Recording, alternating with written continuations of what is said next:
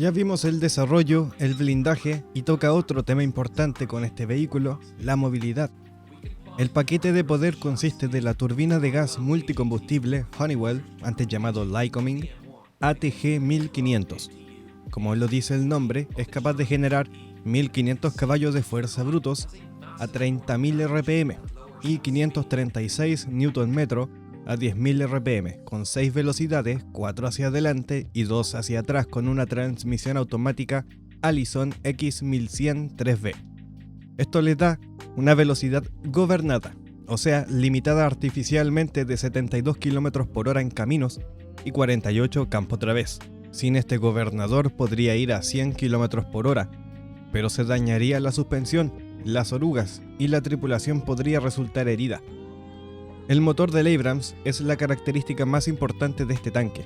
Como sabrán del video del desarrollo, el solo hecho de usarlo salvó al prototipo de Chrysler a pesar de su consumo de combustible y de su rendimiento inferior al prototipo de General Motors.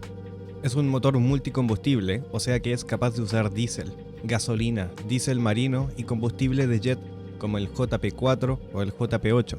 Esto le permite diversificar las fuentes de combustible allí donde esté. En 1989, el ejército estaba transicionando a utilizar únicamente JP8 para el Abrams. Esto es como parte de un plan para reducir la carga logística, bajo la lógica de utilizar un solo tipo de combustible tanto para la aviación como para los vehículos terrestres. La verdad es que nunca se dejó de utilizar diésel en el Abrams, incluso hasta el día de hoy en el ejército estadounidense. También otros países sin tanto acceso a este combustible, como Australia, lo utilizan. Y seguramente muchos se preguntarán si Estados Unidos se arrepiente de usar este motor considerando que todos los demás MBTs, excepto el T-80, usan una turbina de gas, y la realidad es lo opuesto. Toda la negatividad que se comenta proviene de gente que no opera este tanque y por el solo hecho de ser norteamericano. Los tanquistas de Abrams se quejan, igual como cualquier otro tanquista o soldado, de muchas cosas, pero ninguna de ellas es la turbina. Así que vamos a matar varios mitos. 1. La turbina es poco fiable y difícil o cara de mantener. Esto es completamente mentira. Este mito viene del M1 de preproducción que no tenía bien puesto el filtro de aire, junto al hecho de que no se seguían los procedimientos correctos para limpiarla.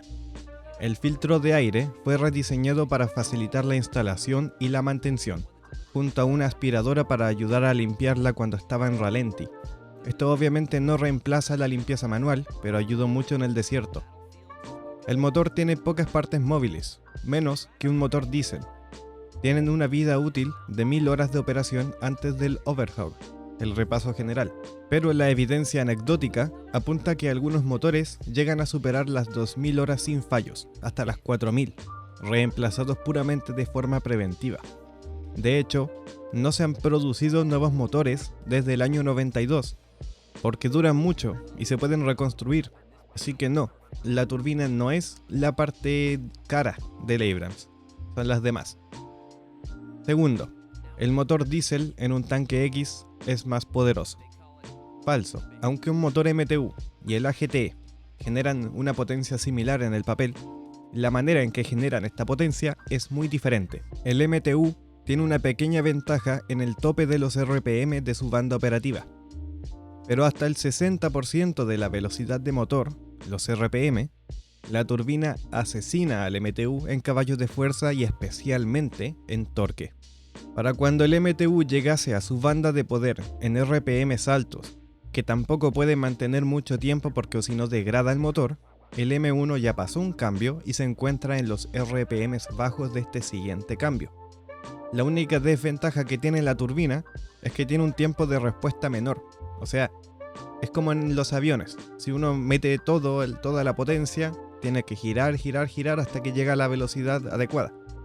Esto significa que si se hace una carrera, como se han hecho muchas en realidad, y el conductor del Abrams pone la pata al inicio, el Leopard va a acelerar más rápido y eventualmente ganaría en la línea recta porque ambos tanques tienen velocidades máximas parecidas, entonces básicamente el que llegue antes gana.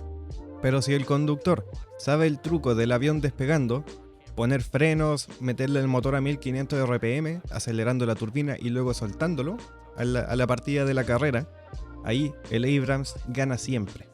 En terrenos empinados, debido a que se pasan cambios antes, el Abrams también le gana al Leopard, porque la banda de poder de menos RPM favorece al Abrams. Tercer mito: el consumo de combustible es muy alto. Y esto no es mito, es verdad. El motor consume mucho combustible, principalmente en ralenti, lo que significa que gran parte de sus horas de operación está consumiendo mucho combustible de forma ineficiente. Y esta es más que nada la característica de cómo es la turbina. Aunque sí hubieron esfuerzos para desarrollar un motor moderno que consumía mucho menos combustible que el AGT 1500 en ralenti, no se ha adoptado todavía. Esto significa que en comparación a otros tanques con motor diésel, necesitará más combustible para cubrir la misma distancia o las mismas horas de operación.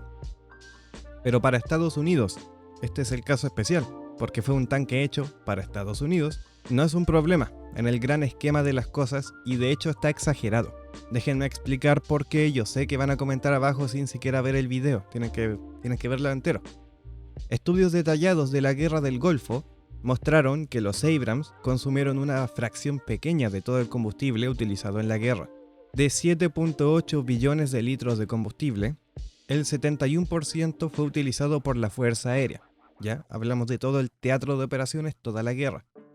La Marina consumió la otra mayoría del porcentaje de consumo de combustible. Para cada tanque en ese teatro hay al menos otros 2 o 3 que no usan turbina, mínimo. Dependiendo de la fuente, que dejaré todas abajo, el M1 en el teatro consumía entre el 2 a 3% de los 603 millones de litros de combustible que utilizó el ejército en la Guerra del Golfo. Para ser más preciso, se estima que los 2000 y tanto Abrams en teatro asignados a unidades de combate, los reportes varían, usaron entre 12 a 18 millones de galones de combustible, o en promedio, y para hacer la conversión de galones a litros, 9.842 litros por tanque, utilizados en un espacio de tiempo de algunos meses de guarnición y 100 horas de guerra terrestre. Un Leopard 2 en promedio va un 5% más lejos de distancia utilizando 37% menos combustible. Así que si todos los Abrams usaban el motor del Leopard y el consumo era el mismo que del Leopard, en total se habrían reducido entre 0.8 a 1.2% o entre 98.000 y 215.000 litros de combustible. Eso suena bastante. Pero el camión Oshkosh M978 GMTT A4 de repostaje está diseñado para transportar 9.450 litros de combustible, aprox. Entonces en total, para toda la guerra, se habrían utilizado unos 10 a 20 camiones menos. Si tu esfuerzo de guerra y logístico caga porque te faltan 20 camiones, entonces ya la habías perdido desde el inicio. El punto es que si un tanque con motor diésel tiene más eficiencia que el Abrams, realmente en el gran esquema de las cosas no es una justificación para que Estados Unidos saque el motor de turbina, porque a estas escalas no hace diferencia. Ahora bien, si un país X no puede permitirse perder 20 camiones, entonces no podría usar al Abrams y mejor usa un motor de diésel. Y ojalá que pueda aguantar perder camiones contra un enemigo capaz de lanzar 500 drones al día. Y lo otro es que si tienes varios tanques y probablemente tienes múltiples veces ese número en forma de APCs, IFVs, camiones, autos, artillería autopropulsada, generadores eléctricos, realmente tener un MBT que consume un poco más de combustible no es tu principal preocupación porque su efecto es marginal. Por lo tanto, es un problema real pero está exagerado. Pero en donde sí se le puede criticar es que la turbina consume mucho en ralenti, sin moverse. Y esto era un principal problema para los M1, los M1A1, porque desde entonces todos los Abrams tienen una unidad de poder auxiliar que se usa en el ralenti y que solventa en gran parte este problema, porque el tanque puede estar detenido y funcionar como para hacer una guardia sin tener que echar a andar la turbina. Aunque un tanque detenido, el Abrams tendría que tomarse un minuto antes de poder moverse por la manera en que funciona el Start. Una ventaja que no se suele mencionar muy a menudo es que el motor es súper silencioso.